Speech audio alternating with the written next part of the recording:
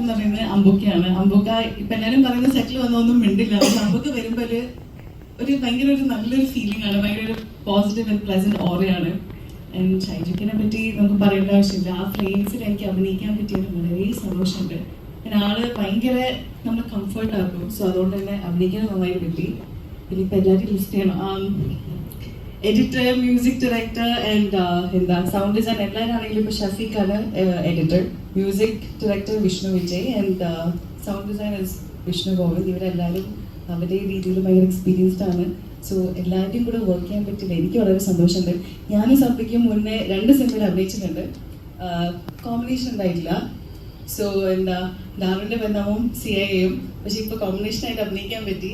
ഇവിടെ ആളും കൂടി കോമ്പിനേഷൻ കിട്ടി. അത് രണ്ടുപേരും കംപ്ലീറ്റ്ലി ഡിഫറെൻറ്റ് ടൈപ്പ് ആക്ടേഴ്സാണ്. അപ്പോൾ ആ സീക്വൻസസും നിങ്ങൾ കണ്ടാൽ അറിയാം, ഇറ്റ്സ് വെരി ഡിഫറെൻറ്റ്. പിന്നെ എനിക്ക് രാജ്യങ്ങളുടെ കൂടെ സീക്വൻസസ് ഉണ്ടായിരുന്നു, ബാക്കി അങ്ങനെ കോമ്പിനേഷൻ ഉണ്ടായിരുന്നില്ല. ഇവരുടെ കൂടിയാണ് ഉണ്ടായിരുന്നത്. സോ ആ sequences it was very fun. അത് ക്യാരക്ടർ വൈസ് ആണെങ്കിലും പെർഫോം ചെയ്യുമ്പം ഐ തിങ്ക് ഡെഫിനറ്റ്ലി ഡയറക്ടറിൻ്റെ ഒരു വിഷൻ നമുക്ക് എല്ലാവർക്കും കൊണ്ടുവരാൻ പറ്റിയെന്ന് വിചാരിക്കുന്നു. നിങ്ങൾ നല്ല സിനിമ കാണും, ഇഷ്ടപ്പെടുമെന്ന് വിചാരിക്കുന്നു. 2024 ഏറ്റവും കൂടുതൽ ചെയ്തിട്ടുള്ള നടന്മാരിൽ ഒരാളാണ് ബേസിലി.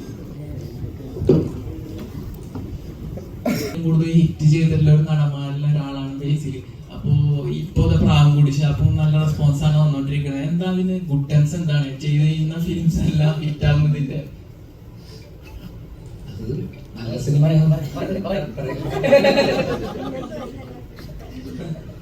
അല്ല, സിനിമകളൊക്കെ നല്ലതായത് കൊണ്ട് തന്നെയാണല്ലോ. സിനിമ നല്ലതാണെങ്കിൽ ഹിറ്റാവും, മോശമാണെങ്കിൽ ആവില്ല. അത്രേ ഉള്ളൂ. ചെയ്യുമ്പോൾ നല്ലത് നോക്കി ചെയ്യാൻ ശ്രമിക്കുന്നുണ്ട്.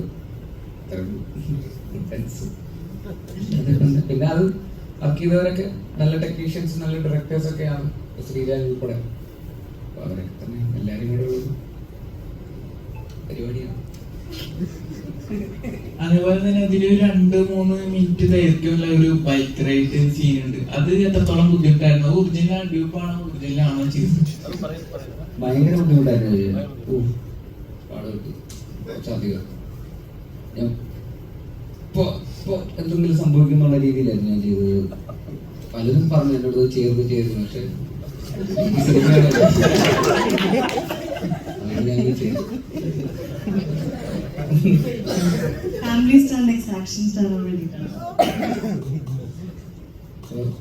ഹെൽമെറ്റ് ഒക്കെ ഇട്ടുകൊണ്ട് ഒരു ധൈര്യം ഉണ്ടായിരുന്നു, എന്തെങ്കിലും പറ്റിയാലും കുഴപ്പമില്ല എന്നുള്ളത്. പറപ്പിച്ചിട്ട് പിന്നെ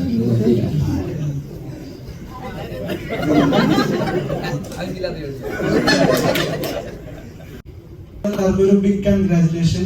നല്ല അടിപൊളിയായിട്ട് പടം വന്നിട്ടുണ്ട്.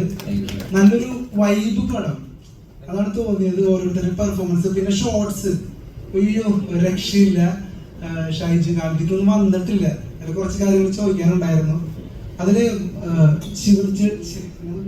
ശിവജിത്ത് ചേട്ടന്റെ മൂത്രപ്പര ഫൈറ്റ് സീനില്ലേ, അതൊരു ഭയങ്കര സീനായിരുന്നു. അതെങ്ങനെയാണ് ചെയ്തെടുത്തതെന്ന് അറിയാനുള്ളൊരു ക്യൂരിയോസിറ്റി ഉണ്ട്.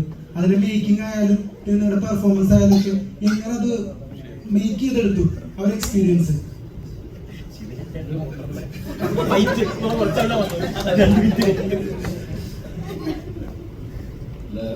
ശ്രീരാജ് ആദ്യമേ പറഞ്ഞിട്ടുണ്ടായിരുന്നു അങ്ങനെ ഒരു ഫൈറ്റ് ഉണ്ട്. ആ ഫൈറ്റ് വളരെ ഇമ്പോർട്ടൻ്റ് ആയിട്ടുള്ളൊരു സംഭവമാണ്. പക്ഷെ നമ്മൾ ആ ഫൈറ്റ് തുടങ്ങുന്നതിൻ്റെ ഒരു 2 ദിവസം മുന്നേ മാസ്റ്ററുമായിട്ട് ഇരുന്ന് ഒരു പ്രാക്ടീസ് സെഷൻ ഉണ്ടായിരുന്നു. കാരണം അതിൽ കൂടുതലും ലെങ്തി ആയിട്ടുള്ള സിംഗിൾ ഷോട്ട് പരിപാടിയാണ് ഉണ്ടായിരുന്നത്. അപ്പം